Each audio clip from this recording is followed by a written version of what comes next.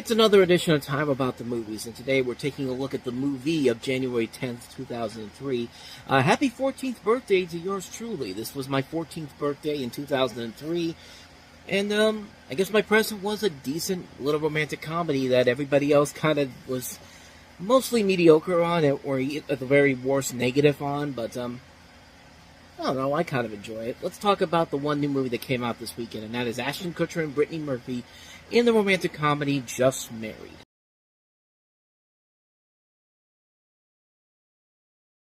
So for anyone out there that was ever wanting to ship Kelso from Lat 70 Show and Luann from King of the Hill into something, this movie's got you covered. They star as obviously a young newlywed couple who just got married. They're from different social classes and they decide to take a honeymoon to Europe, where of course chaos and hilarity ensue as obstacles challenge their ability to sustain in marriage.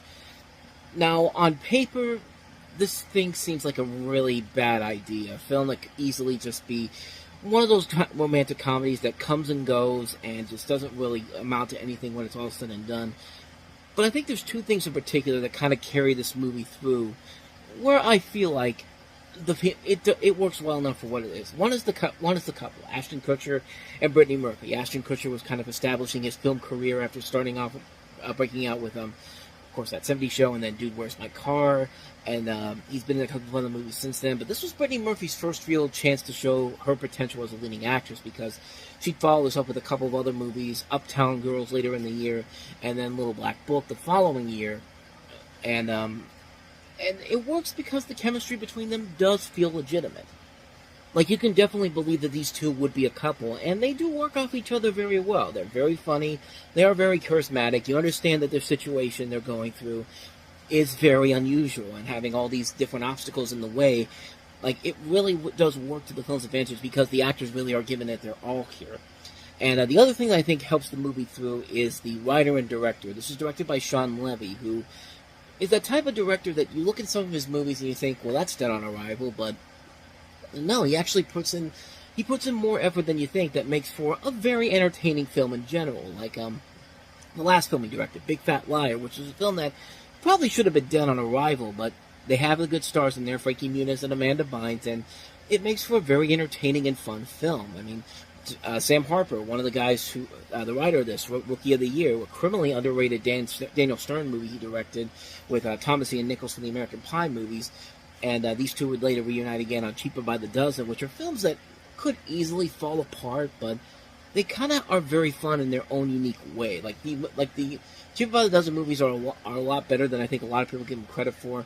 A lot of his movies he's made as a director have been fun films.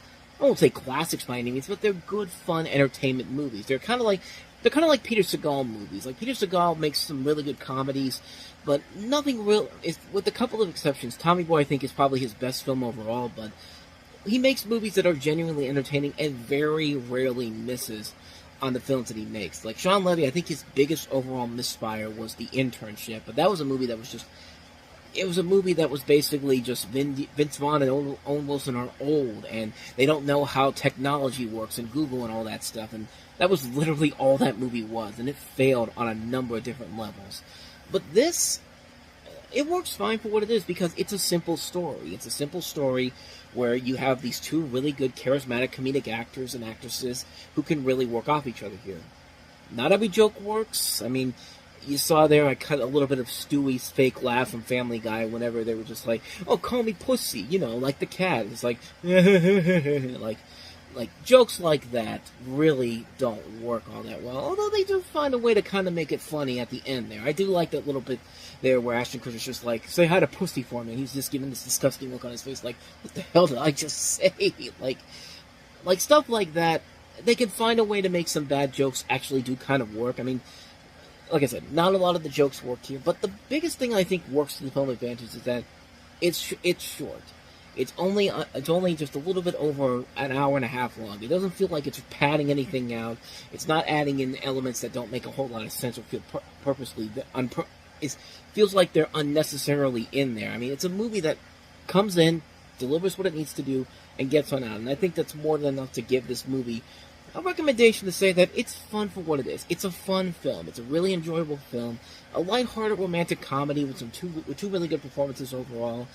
Again, not a lot of the jokes really work. The story is kind of predictable at best, but I've seen a lot worse. I mean, I would rather watch this than something like the more successful comedies from the year before, like rom-coms, Sweet Home Alabama, Made in Manhattan. I'd rather watch this again over those movies again any day of the week, because I at least got some laughs out of this movie, and and it delivers what it promises. It's a film that is very entertaining. It's a fun film. Considering that it was a January dumping movie, the fact that I'm saying that it's a good movie is saying a lot.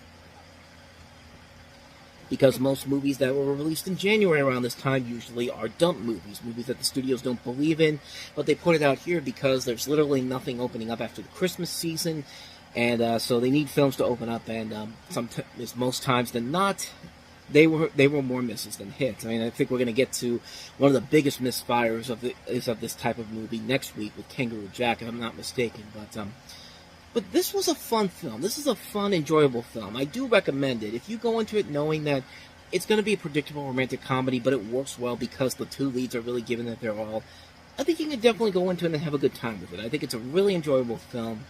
Good fun time. Just married. I liked it. And I was definitely right. Next week's movies includes the infamous Kangaroo Jack, which there's what a January movie looked like back then. So we'll take a look at that, unfortunately. But we also have Martin Lawrence and Steve Zahn in the cop comedy National Security. We also have Jason Lee, Julia Stiles, and Selma Blair in A Guy Thing, and also City of God. So we'll take a look at 4 movies next time around, and we'll take a look at those. But until then, thank you so much for watching, and if you want to see more videos like this, please hit the place on the next page. Check out the previous episode.